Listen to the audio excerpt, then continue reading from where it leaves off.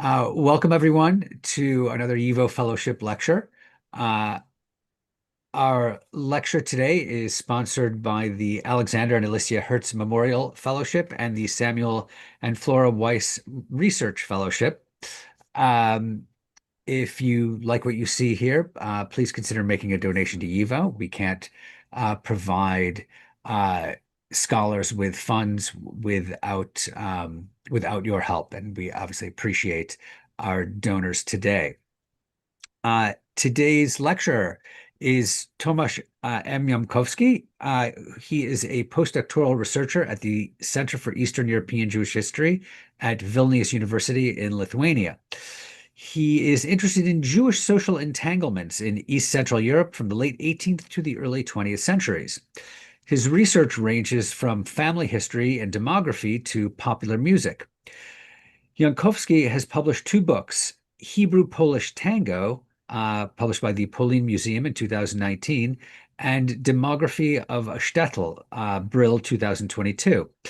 He has been involved in documenting Jewish heritage for several institutions, including UNESCO. He is the 2025-2026 recipient of the Aleksander and Alicja Hertz Memorial Fellowship and the Samuel and Flora Weiss Research Fellowship in Polish Jewish Studies at the YIVO Institute for Jewish Research. Please join me in welcoming Dr. Tomasz Jankowski. Hello, everybody. Thank you for coming. So my name is Tomasz Jankowski, and I just 2 weeks ago returned from New York, where I completed or carried out, not really completed. I don't think you can really complete any research on Jewish and Yiddish, in particular, popular dance music in interwar Poland and Lithuania. So let me share my screen with you. I hope you can see it now. And begin from how I got interested in the topic. So about 15 years ago, during one of my extended stays in Jerusalem at the Hebrew University, I visited some antique store when I found a shellac record, a record that was obviously produced in Poland by way of the main label Syrena Electra, main interwar Polish label. But obviously it was Polish Jewish because it said in Hebrew, Hashabat Ha'achona, the last Sabbath. It was not hard to guess that this should be a version, the Hebrew version of the Last Sunday, one of the most popular hit interwar in Poland, translated into many languages and with Hungarian prototype. But there was something strange in the record, because if you take a look, for example, at the label number 8707, it's not a regular Jewish Syrena record label number, because usually Jewish series produced by Syrena record in the interwar period began from 5,000, up to about 400. So 5,400. So this was one strange thing. Another strange thing is that it's signed by Arojas, maybe a former owner name, but it's written in not in Hebrew. It's written something like more that resembles Polish. And so let's hear this song. Shabbat achronahi, lo avo od elai, lo ere et panai, ahuvati. Veinai hoi raiti, keshat mehabeket, Menashek, et pnesonis. Ostatnia niedziela, dzisiaj się rozstaniemy, dzisiaj się rozejdziemy na wieczny czas. To ostatnia niedziela, więc nie żaluj jej dla mnie. Oj, wytule dziś na mnie ostatni raz.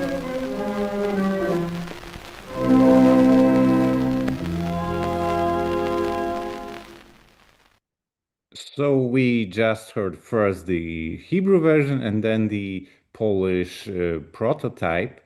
And surprisingly, I was wondering who is Ben Levy. And once I heard, I realized, okay, Ben Levy sings with the voice of Adam Aston, one of the most popular Polish singers of the times. So it didn't take long to look in Wikipedia that Adam Aston original name was Adolf Levinson. Levinson was converted into Hebrew sounding Ben Levy. But there are more differences. It's not exact translation of last Sunday into last Sabbath. It's more an adaptation that I will show you more examples that happen almost all the time.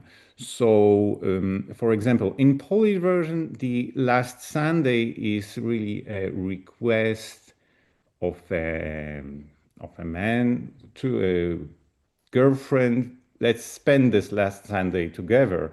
While in the last Sabbath, there is no hope.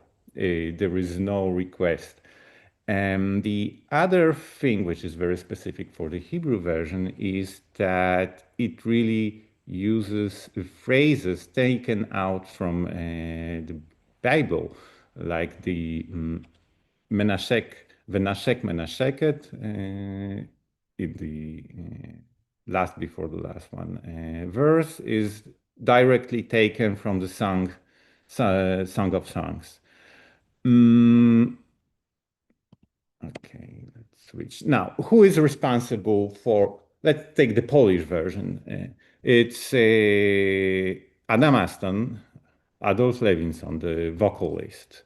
Then we have Henrik Gold, probably Henrik Gold, maybe Henrik Vars, but more likely Henrik Gold, the conductor of the orchestra playing in the record. Then we have Zenon Friedwald, the author of the lyrics. And the last person, probably most well-known, is Jerzy Petersburski, responsible for the composing the music or adapting it from a Hungarian version. So the question is, who is not Jewish among those four? And of course, nobody is non-Jewish here. So the Polish most famous interwar hit was created completely by everybody with Jewish origins. Of course, when I use the term Jew, I don't want to. It's a little bit imposing because we should ask these persons who they consider themselves. And I guess in many times they would ask, depending also on the context, but they would answer that they feel more Polish than Jewish. So this is always a question, what does it mean, Jewish art? I will return to this question later. But Jewish production was not only in terms of artists, it was also in terms of more technical. So almost all the labels producing shellacs were founded by Jews. The most famous one, Sirena Grand Record, was founded in 1904 by Julius Feigenbaum. His master voice, the Polish division, was founded by Józef Wexler. Odeon, the Polish division, was founded by Emanuel Schlechter. Lonora by Aleksander Fail, who was also a pioneer of audio equipment, and Columbia by Nathan Sołowiejczyk. So I think it was very typical for Jews in Poland to take the new directions in technical, but also in artistic meaning.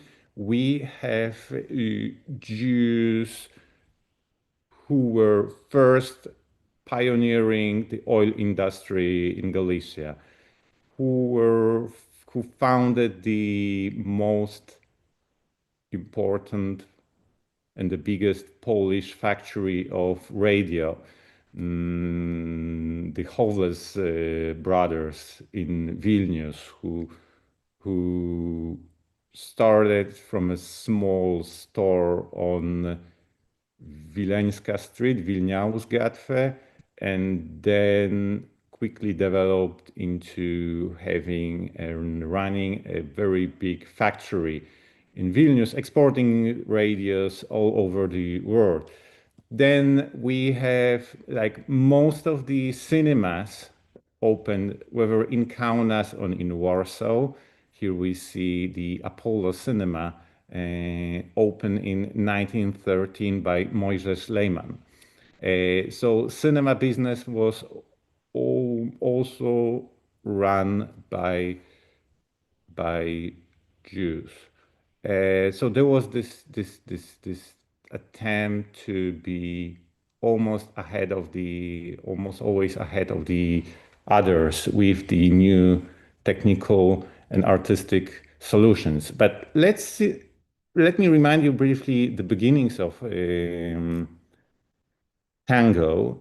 I think they are bigger specialists than me on this topic. In general, well, I'm not a musicologist, let me say this. I'm a social historian, and I try to look at the tango history more from a social point of view than musicological. So I will be also happy to hear your comments in case you have more musical experience than I do.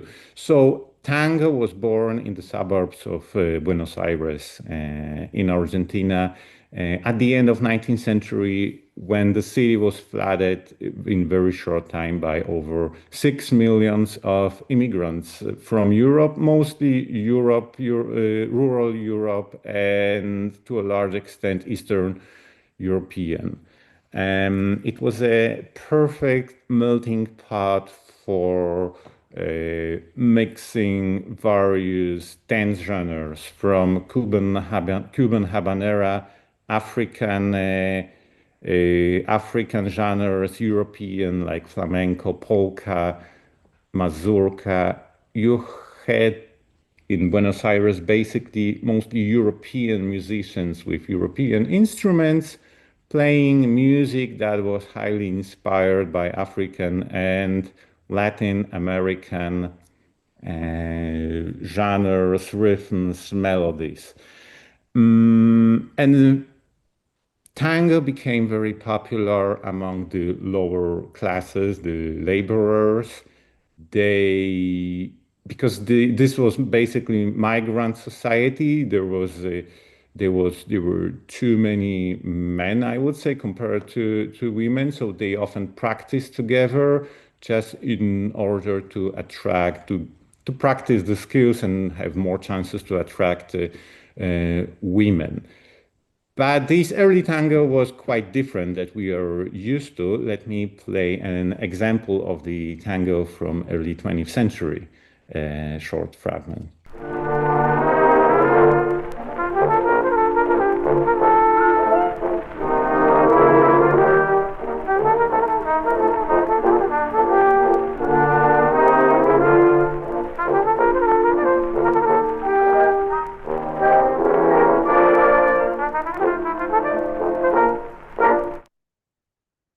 So you can hear right away that the leading instrument is some wind instruments, a trumpet.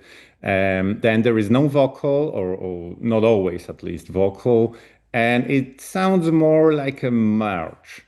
And that were the beginnings. Tango quickly spread towards the US. Here we see a picture also from the beach in Brighton, from Brighton Beach, to Paris around 1910, where it became very fashionable among middle classes, and they were actually artists like Enrique Saborido who were arriving from Argentina to Paris to teach the music, to teach people how to dance. And from Paris, the tango arrived to Warsaw. In 1913, it was for the first time presented in the Novelty Theater by Lucyna Messal and Józef Redo. Here are the original pictures from this event. They started they presented the tango as a part of operetta Girls Market, Targna Dziewczęta. So we can see that how tango from the lower classes moves up as it moves through Europe to Warsaw up to the most respected theaters in Warsaw. And tango became immediately, like within a few years, very popular. There were newspapers teaching, instructing how to dance it, both in Lithuanian, in Polish. I found also even such instructions in a Jewish, Polish language, Jewish newspaper, Eva for middle class audience. Tango wasn't the only one. Modern dance genre that arrived from abroad to Poland. Other popular genres were Foxtrot, an African American dance, is a version of it, other versions slow fox, then rumba from Cuba, shimmy, originally and Native American dance. Boston, also another American version of waltz. And all these genres, but tango, first of all, were amassed for example, for good restaurants. Here we can see Max Borstein band playing in one of the best restaurants in Kaunas on the main street. This was very modern one with a revolving scene, and they played not really as a Jews, but just as a band that want to entertain everybody with modern music. Tango became massed in places like sea resorts in Palanga in Lithuania. In Poland, it was quite different because Poland was much larger than Lithuania. So it became even popular at the trains. There were special trains going from Warsaw to the Carpathians, to the Tatra Mountains, called Narty Dancing Bridge, ski dancing bridge, where people enjoyed themselves and danced on the train or next to the train, as we can see in this picture. Another thing very typical for modern dances was that, as I said, this was a middle class genre, but also it was very democratic and open for the lower classes back in Poland. Why? Because it was the entire vibe of the 1920s and 30s was changing. For example, here we can see a picture from Zakopane, one of the fashionable cafes in Zakopane, and those girls are what they are wearing. They're wearing a little black dress invented by Coco Chanel in 1926, which became extremely popular because it was affordable, because it was very simple one, and many people who couldn't afford being stylish before that and being up to date with fashion could do that in the 1920s and 30s. And there was also the aspect of the dancings, during the dancings, of this sort of emancipation. You could smoke cigarettes, play cards, be really independent. But as tango moved to Poland and Lithuania, it really changed its sounds. Let's hear one of the most popular tango now from the 1930s.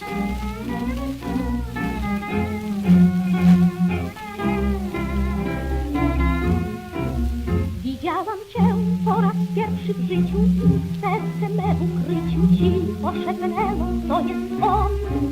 I nie wiem skąd, przecież jesteś obcy, są w mieście inni chłopcy. Ciebie pamiętam z wszystkich stron. Kupiłeś erbo i w sklepiku zwykle tak pełnym krzyku wszystko zamilkło, nawet ja. Mówiąc adieu, ty się śmiałeś do mnie, ach, jak mi żal ogromnie, że cię nie znałam tego dnia. O mój wymarzony, o mój wytęskniony, nie wiesz o tym przecież ty, że w małym miasteczku za tobą ktoś wypłakał z oczu łzy. Że biedna Rebeka w zamyśleniu czeka, aż przyjedziesz po nią sam i zabierzesz ją jako żonę swą hen do pałacu bram. We can hear that this is completely something else than we heard previously, than compared to early Argentinian tangos. First of all, the tune is less marchy. It's not the time signature changed from 2/4 to 4/4.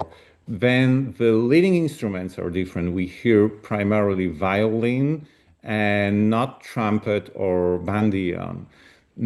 Then the vocal is standard. We in Poland, in Lithuania, we had the instrumental, purely instrumental versions of tango, but they were usually produced later on as a song became already a hit, and there was a need to just entertain people with different versions of the tango, and one of them was without the vocals, but vocals were almost the central element of Polish and Lithuanian tangos.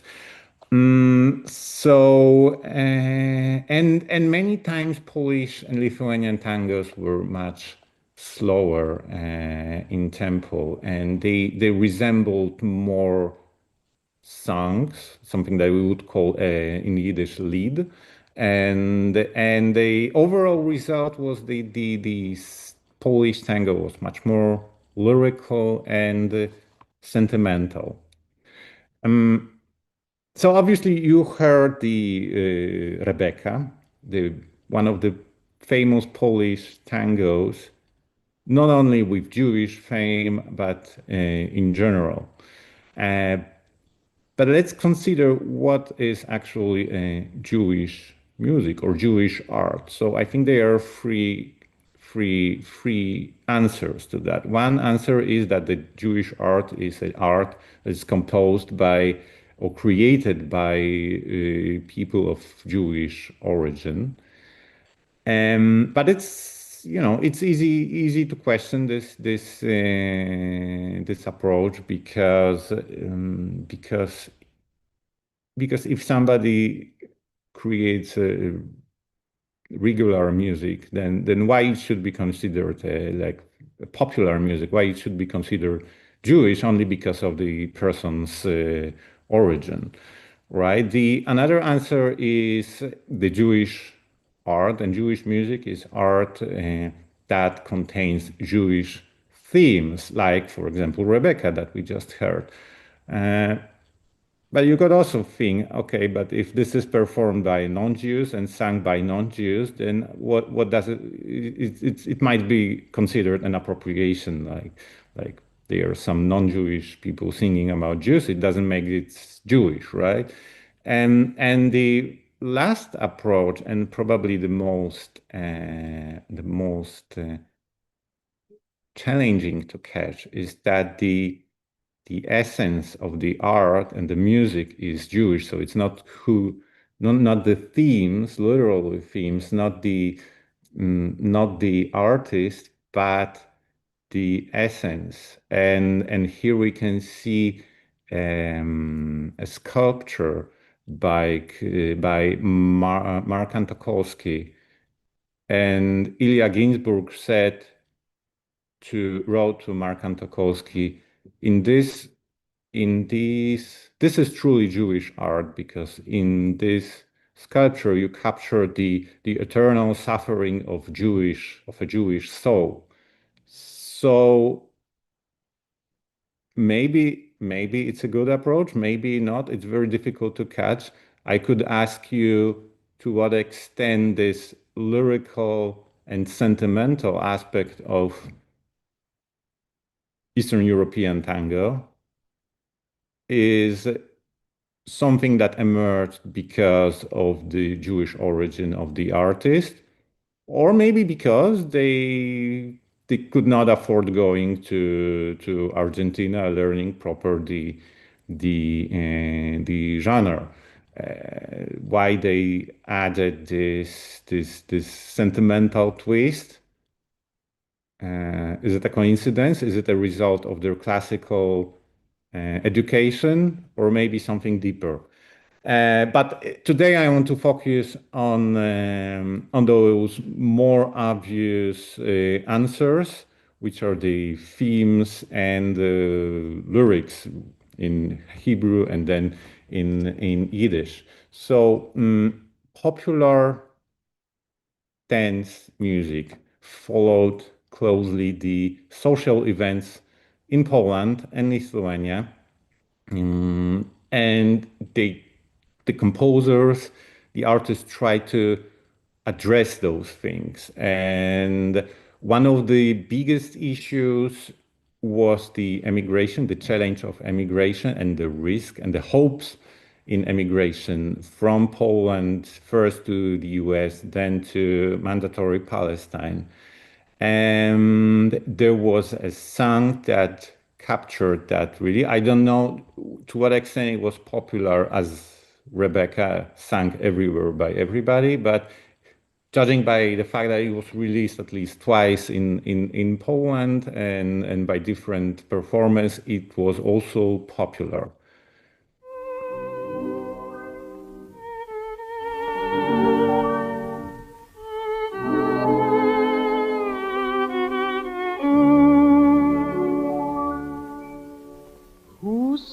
Nasze białe z dala powiewały, gdy wagony w świat cię zabierały. Może cię już nie zobaczę, serce we mnie z żalu płacze i pełen rozpaczy piszę list. Czy pamiętasz dom ogromny, małe podwórze i biedne mieszkanko i okno tam na górze? Czy pamiętasz Mirlę i jej usta jak róże, jej oczy płonące i serce wierne ci? Rok jej nie widziałeś już, pewnie zapomniałeś już, tam wśród słońca i palm Palestyny. Tam radością wszystko tchnie, ale gdy ci będzie źle, wspomnij miasto rodzinne i mnie.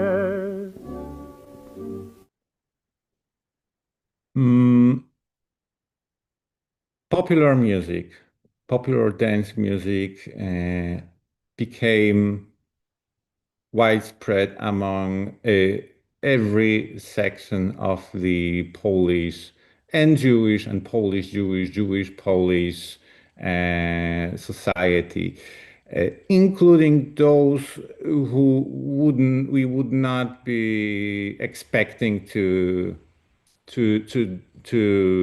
dance this genre that much.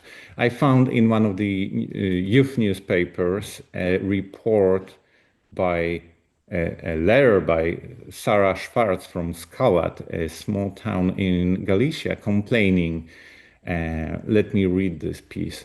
Dances and tea parties have become an epidemic in our town. How mindless these parties are. I went to one such dancing, but I was disgusted. I went to observe them and see if I was right. It broke my heart to see young pioneers singing along to popular songs with such enthusiasm. Some good-hearted chaluts offered playing a hora, but he was mocked by the others. Tango, foxtrot, mindless jokes. This is how our young chalutzim, the pioneers, the builders of our future, spend their time. So it seems very, very, very contradictory that even in the Zionist section of the Polish and Lithuanian Jewry, tango became very popular. Why? First of all, because it was very, very middle class, but also because it was very bourgeois. It didn't match the pioneer ideas. But surprisingly, coming back to this Hebrew the last Sabbath, the Hebrew tango, I found that we need to think about the market, the interwar market, as a commercial one already. That things where they can earn money, and they realized that these huge wave of immigrants to the mandatory Palestine gives a chance to address their needs and make some money. The labels try to monetize this movement. They produced courses in Hebrew on the shellac recordings.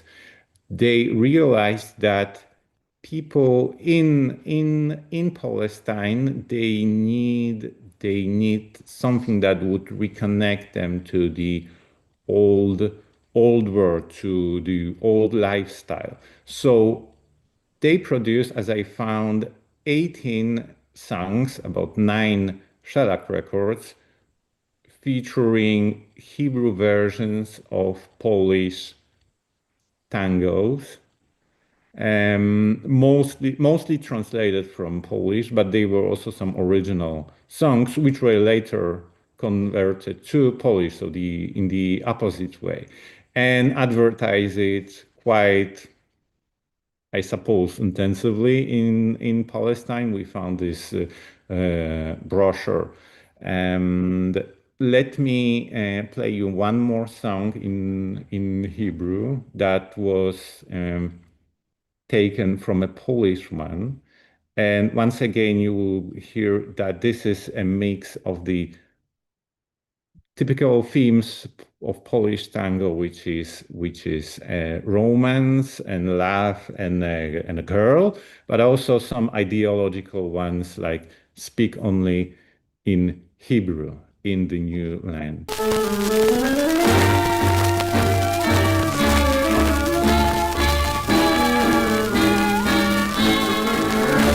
Discoteca רק עברית קרדו הלילה, רק עברית פלפל כל השירת ציפור על, בת חימם שחרחורת שזופת אורה, תן ויופי תתנשקו אל תקטל, רק עברית דיברה איתי בליל ירח, רק עברית לחש לאט קולה הרך. So 6 years ago, I published together with Katarzyna Zimek this album or book, Polskie Tango Hebrajskie, Hebrew-Polish Tango, with Polish Museum. I'm afraid it's not available anymore, but we are working on repressing this and making this available. If you want to learn more, you can in the future look for this album. But let's switch to the Yiddish music. After we completed this research on Hebrew tango, I started asking myself, okay, maybe there was something similar in Yiddish. Maybe they were shellacs produced in the interwar period with Yiddish tangos, Yiddish foxtrots, and other popular music genres, just like we had in Hebrew. But I was very surprised to find very few of them. And I think the reason is that the Yiddish songs, Yiddish tangos were very popular primarily in the theaters. When we think about theater now, we think about it as a high art, but back then at the beginning, and especially Yiddish theater, was more like a vaudeville or a musical. A month ago at YIVO, there was a presentation of recently translated memoirs of Esther Rachel Kaminska, the founder of the so-called mother of the Yiddish theater.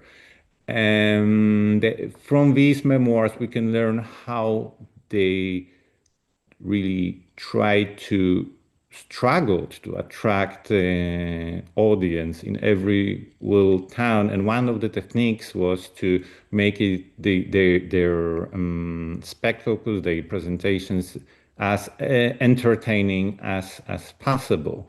So one of the ways to do that was to certainly to bring a gramophone on a scene, to present a new dances, new songs. And if you read the interwar newspapers and if you search it for tango, so you can find lots of advertisement of the newest musicals, newest theater spectacles advertised as featuring tangos and dances. But when we turn to recorded music, when we go to the archives, libraries, sound archives, like YIVO's, it turns that there are very few ones. We have a lot of music, Yiddish music, popular Yiddish music produced in the US, but not really in Poland and not in Lithuania back then. Let me play. Все-таки сознайте, что есть всегда с талантом человек. На свадьбах, на крестинах, балах на именинах он скрипкою вас тешит целый век.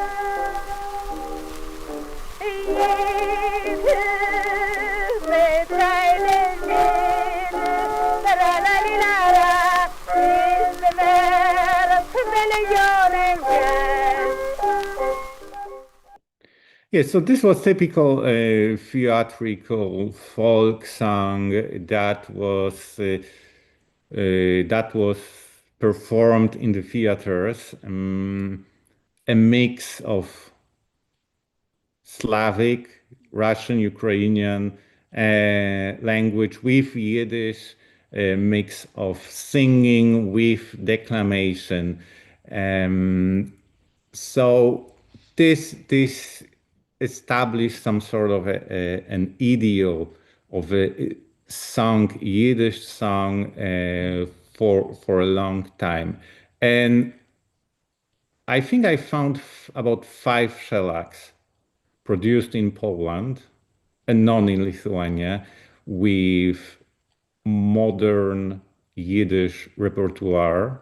But it's very characteristic that even if we have this modern Yiddish tango sung in Yiddish on one side of the shellac, on the other side we have a much more traditional recording, like something similar to we just heard, or theatrical, very sentimental, slow song. So I wonder what was the reason, and why of the answers that I have to that is that this Yiddish music wasn't considered by the producers highly integrated into the Polish and Lithuanian society. It wasn't considered, it was considered as a step back, basically. While Hebrew was a somewhat step forward, maybe for those who want to emigrate, for the very well integrated musicians of middle and high class in Poland and Lithuania, Yiddish was a step back. And it was only in the US, after some of them migrated, when they realized that this de-assimilation can match and does not contradict being American. You could be in America, you can be American and Jewish. In Poland, at least in the 1920s and 1930s, it was very difficult to be both. Yiddish wasn't welcomed by those advancing, integrating classes. Let me give an example of a very good and well-known, especially after the Holocaust, song Tango. Tango/songs, that's the point. Sung by Menashe Oppenheim, Wohin soll ich gehen? Menashe Oppenheim first made his career in Kaunas in Lithuania, then moved to theater in Skala in the mid-1930s. And at the end of the 1930s, right before the war, he recorded this song. Der Jid wird juckt im Geput, nicht sicher ist vor ihm jeder Tod. Sein Leben ist a finstere Nacht, kein Streben als Farin ist vermacht. Verlosen, bloß mit Sonnen kein Freund, keine Hoffnung ohne sichern Heim. Wohin soll ich gehen? Wer kann entfernen mir? Wohin soll ich gehen? Als verschlossen jeder Tür, ist die Welt groß genug, nur vor mir ist ein Kind klein. Der Blick mit zurück, ist die Stadt jeder Blick, wohin soll ich gehen?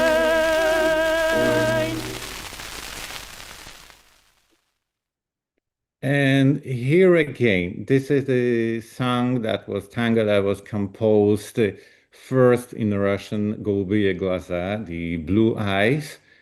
Then it got the Polish version, Dokąd mam iść, where should I go? So exactly like in the Yiddish version, but while in the Polish version, where should I go is a sort of a silly song about a man that was dumped by a girlfriend, and he asked her, okay, so where should I go now? Yes, if you left me. But in the Yiddish version, as you could hear, this question, where should I go, gets much more deeper meaning, a deeper existentialist meaning for individual and for the entire Jewish nation. Where do we go in these difficult times? And this is very typical for when we have the Yiddish versions. Let me give you another example where this meaning is completely transformed. So another more tango-like. The previous song was more like a song one, more like a lead. This one will be more like a tango, and even with some klezmer elements, even in the Polish version. So it's sorry, it's not tango, it's foxtrot.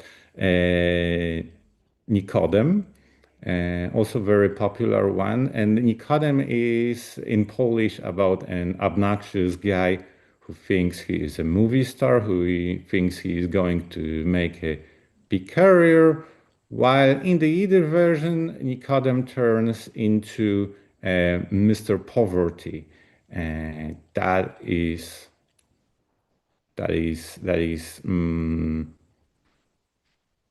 following, that is disturbing the Jews all the time, the fate of the Jews all the time.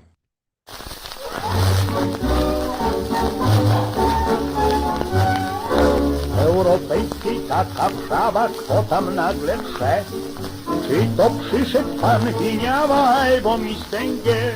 To pan Nikodem mimochodem przyszedł właśnie tam, a w jego stronę zachwycone patrzą oczy nam. Nikodem, Nikodem, ty masz filmową urodę, ty masz dystynkcję seksapil i sportowy styl. Nikodem, Nikodem, nierównej nawet się z Bogiem, przy tobie Bogo i jego syn też są wylekimi. Me wenkt die Schweizer schlechte Zeit, zur Krise ist euch der Welt. Sie haben recht, die Zeit ist schlecht, keiner hat kein Geld. Jeder weint, jeder klugt, das Leben ist feint mies. Man sieht darin den Schildigen, in weißt dir, wer du siehst. Der Dalles, herrscht ein über alles. Jeder Jid kennt ihn, jeder Du und jeder Stiel. Der Dalles, vernimmen hat ein Talles, als geschrieben, in verblieben ist der Dalles noch. Yes, you could also hear that this Yiddish version was recorded after the war. The quality is much better. And it's often the case that we know that some Yiddish songs were very popular before the war, but we just don't have the recordings, at least not in Poland. But many of them were recorded after the war, like this one. Now, let's see what happened, because most of what I was mentioning right now considered Poland, but Lithuania was to some extent different. First of all, as I mentioned, there were no shellac records recorded in Lithuania in Yiddish or in Hebrew. Not in any genre, even not cantorial music, which was very popular in Poland, not comedy dialogues, nothing. And there are several reasons for that. First of all, Lithuania was much more smaller country.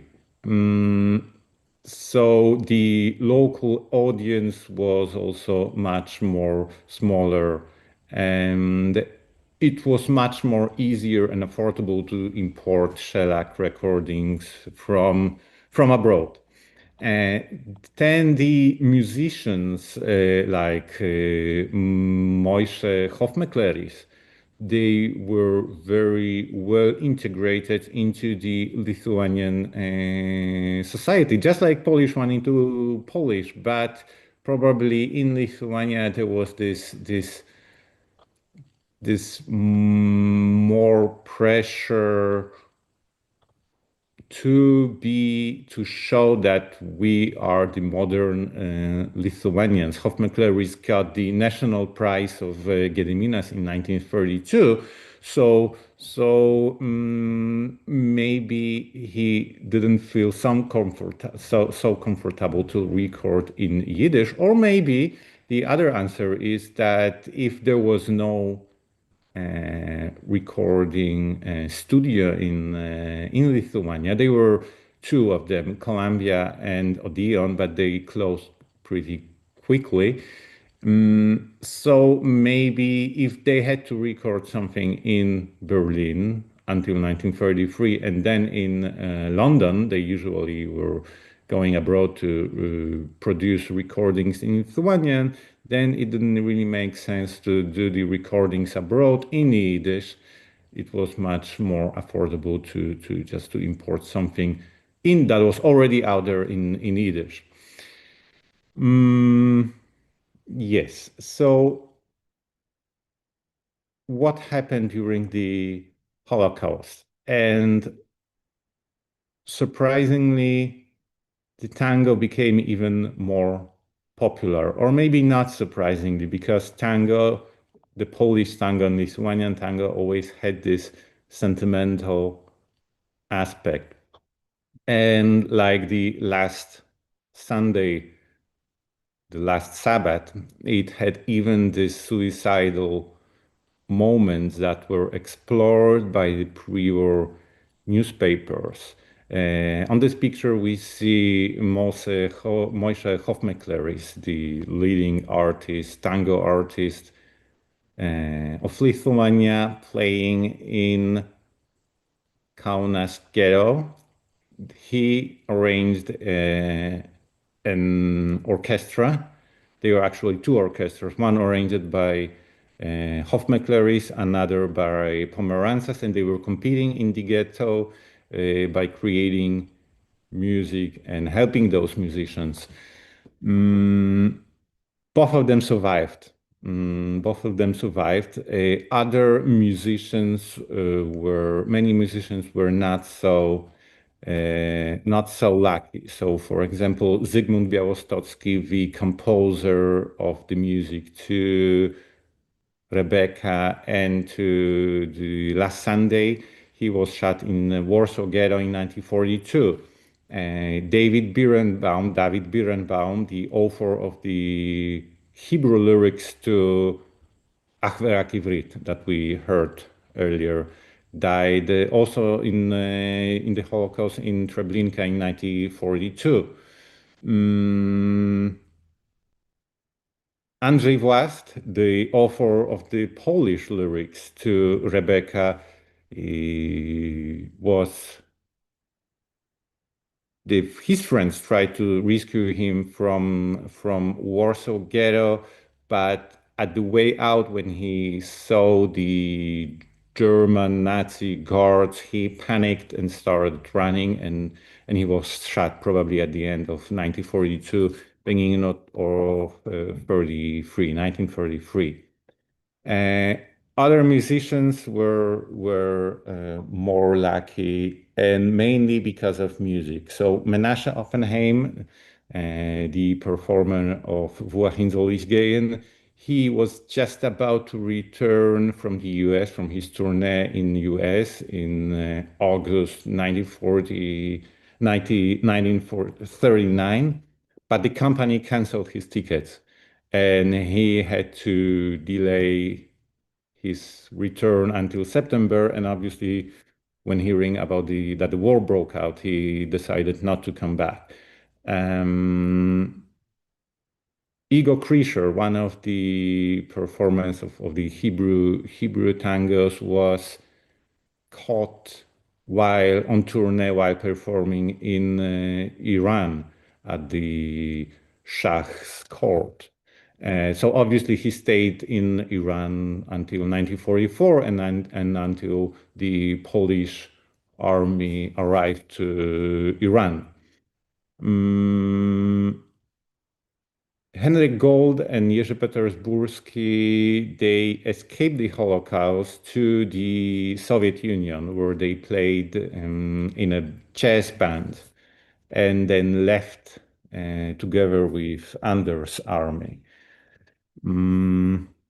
What happened Yes, so here we see a note from Oppenheim that he is living and well in the US to his family that I found in Evo Archive. What happened after the war? So after the war, Tango, obviously, as we can guess, went out of fashion. They were new musical genres that arrived in Israel.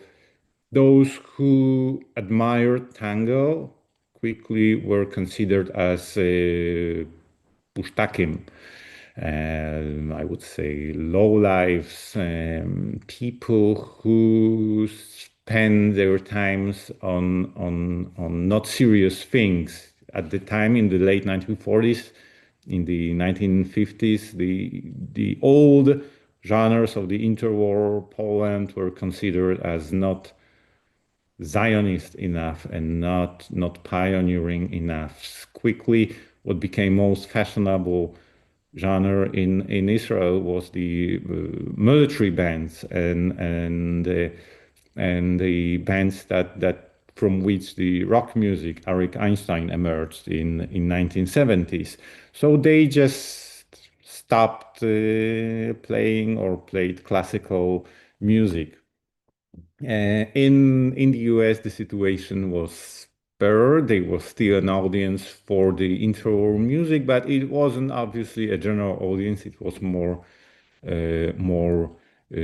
Jewish communities that were interested in this music, especially if the artists like Menashe Oppenheim, who while back in Poland often used the first name Mieczysław, the Polish name, very Polish one.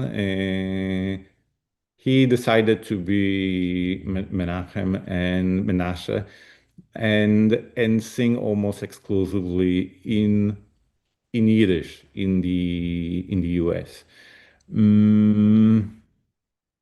Yes, so Henrik Gold stayed in Israel and composed a few hits like Arceino Haktantonet, Ruach Shalom. Jerzy Petersburski spent his times in Buenos Aires, so we could say he returned to the motherland of tango. In 1968, he returned to Warsaw. Danielus Pomerantzos, another Lithuanian tango composer and performer. He stayed in Vilnius, now Lithuanian one, and played in cafes, playing in the Lithuanian State Orchestra, but not tango anymore. New genres arrived and tango became just obsolete, and now we see the revival, but it's completely another chapter. Yes, so I'm happy now to hear your questions and comments.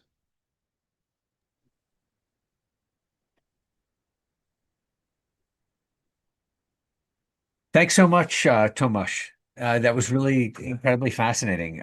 We have done just a couple of minutes for questions, and if people do have questions, please put them in the Q&A section of the Zoom, not in the chat, and we'll try to get to them. This is really, really fascinating. It's not something I know much about. One of the interesting things is that that you noted was that Jews were very prominent in entertainment and popular culture in Poland. This same phenomenon occurred in New York. With the immigrant generations, whether it was film or music or the stage, this was this is a very common phenomenon really internationally. But let's see if we can look at some of these questions. This one's a bit long. Katie Carr wants to ask about just your description of Polish composers as Jewish.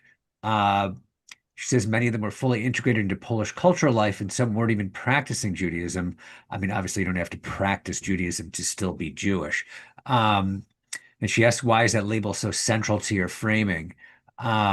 She comments, the composers were collaborating across all artistic fields in Poland, working with people of every background. The 1930s were an incredibly integrative moment culturally. After 123 years of Poland being erased from the map, the Polish language being banned in many regions, these artists were actively celebrating and elevating the Polish language. Given that context, I'm trying to understand why their Polish identity seems secondary in your interpretation. I could answer that, but Yes. I'll let you answer that. Yes, I think I mentioned that several times. It's very arbitrary to call somebody Jewish for the interwar period just because somebody had or Jewish origins. It doesn't mean he himself considered a Jew. So of course now we have this post-Holocaust perspective when we try as historians often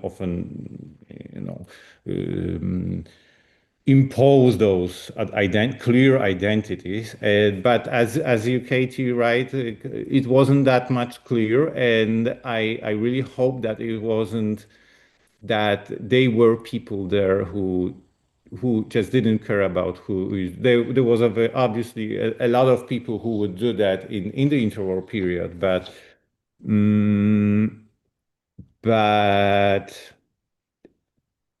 there is no clear answer. I think it's better to have this approach to talk about the musicians, the individual pieces, like one that has Jewish theme, another one that is in Hebrew or in Yiddish. This is easy to label as somewhat Jewish art, but the popular music in general, even if it was composed and performed by the Jewish art, it doesn't have to be considered Jewish. It's above any nationality. Also, one interesting factor here is that you mostly focused on tango, which is neither Jewish nor Polish. It's Argentine, and so it becomes sort of a neutral space that can be filled with Jewish topics or Polish topics or neither.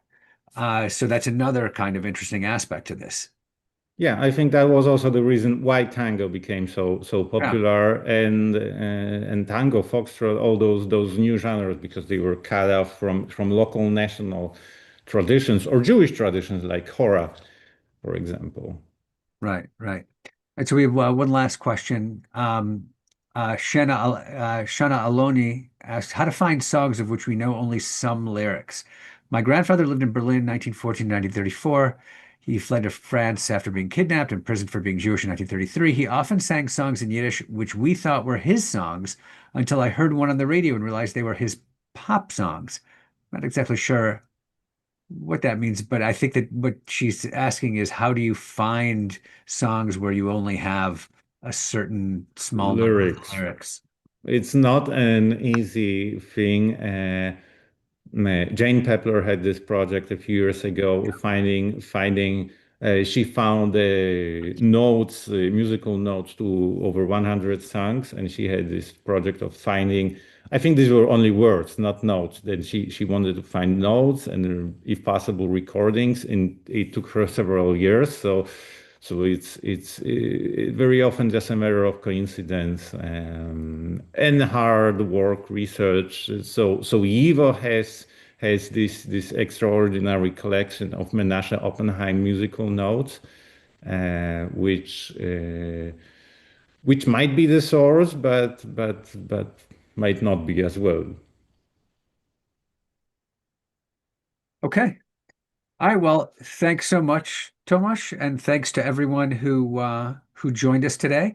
This is a really, truly fascinating lecture. Again, this was sponsored by the Aleksander and Alicja Hertz Memorial Fellowship and the Samuel and Flora Weiss Research Fellowship.